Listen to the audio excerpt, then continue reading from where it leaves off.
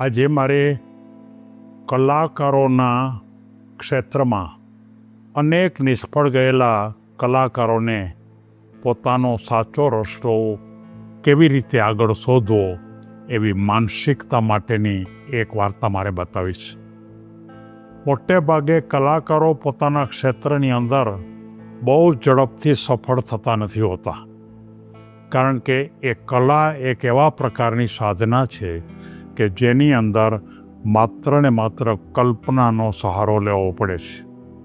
આવા કલ્પના ન કરી શકતા યુવાનો જે નિષ્ફળ જાય છે, એમાં મારે આજે એક સારા કલાકાર વોલ્ટ ડિઝનીના અનુસંધાનમાં મારે વાર્તા કહેવી છે.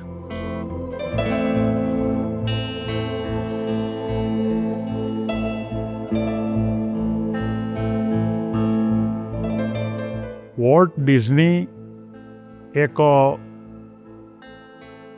કોઈ કંપનીની અંદર નોકરી કરતા હતા. સારા ચિત્રકાર હતા, સારા ઉત્તમ પ્રકારના ચિત્રો બનાવતા હતા, કેટલાક કાર્ટૂનો પણ બનાવતા હતા અને એ રીતે પોતાનો વ્યવસાય એક સામાન્ય કુટુંબમાંથી શરૂઆત કર્યો. પણ એક દિવસ ઓચિંતો કંપનીમાંથી એ વોલ્ટ ડિઝનીને કાઢી મૂકવામાં આવે છે અને એને એમ કહેવામાં આવે છે કે તમારી પાસે કોઈ કલ્પના જ નથી, તમારી પાસે કોઈ સર્જનાત્મકતા જ નથી અને તમારી પાસે કોઈને કોઈ નવી બતાવવા માટેની કલા પણ નથી.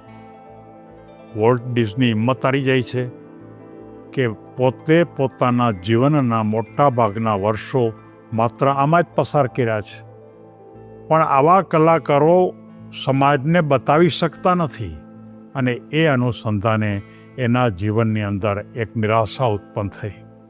હવે શું કરવું, કેવી રીતે આગળ કરવું? અને એ વોલ્ટ ડિઝની કોઈ એક એના પોતાના જે ગુરુ હતા કે જેની પાસેથી એને જ્ઞાન પ્રાપ્ત કર્યું હતું, એની પાસે જાય છે અને એમ કહે છે કે મારી પાસે સર્જનાત્મકતા નથી, એવી રીતે મને નોકરીમાંથી કાઢી મૂક્યો છે. ત્યારે એના ગુરુ એમ કહે છે કે ભાઈ, તું કલાકાર છો, કલાકારની અંદર શું પડેલું છે, કલાકારમાં કેટલું જ્ઞાન છે, કલાકારમાં કેટલી આવડત છે, કલાકારમાં કેટલી સ્કિલ છે, એવું સમજનારા આ દુનિયામાં બહુ ઓછા માણસો છે. પણ તારામાં ભારોભાર આ પડેલું છે, તો જરાય ચિંતા ન કર. તને કાઢી મૂક્યો છે નોકરીમાંથી, કંઈ વાંધો નહીં, તું તારું પોતાનો વ્યવસાયની ભૂમિકા ઉપર શરૂ કર. સારા સારા ચિત્રો દોરવાની શરૂઆત કર. સારા સારા ચિત્રો જેને જોતા હોય, ગમતા હોય, એને માટે તું પ્રયત્ન કર. અને સાથોસાથ એના મનમાં એક બાળકો માટેની ભૂમિકા યાદ આવી. બાળકોની ભૂમિકા ઉપર એને એમ થયું કે હું એક સારું ચિત્ર બનાવું તો મિક્કી માઉસ.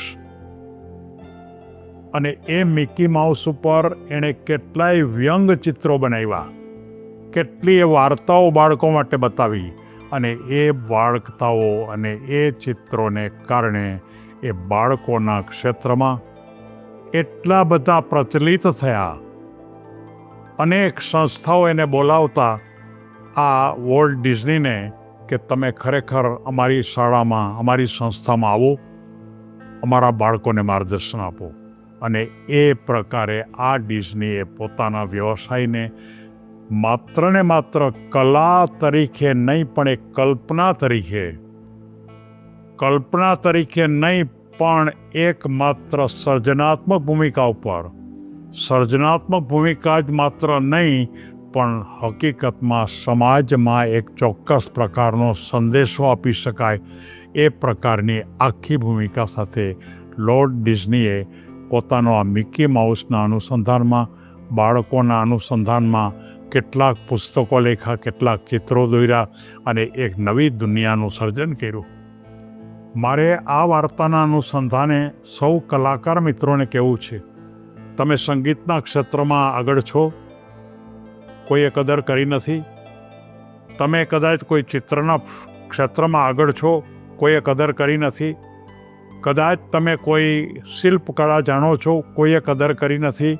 આવી કોઈ પણ કલા તમારી પાસે હોય પણ સમાજે જો કદર ન કરી હોય તો પણ તમે આ કાર્યની અંદર સતતપણે મૈથા જ રહો.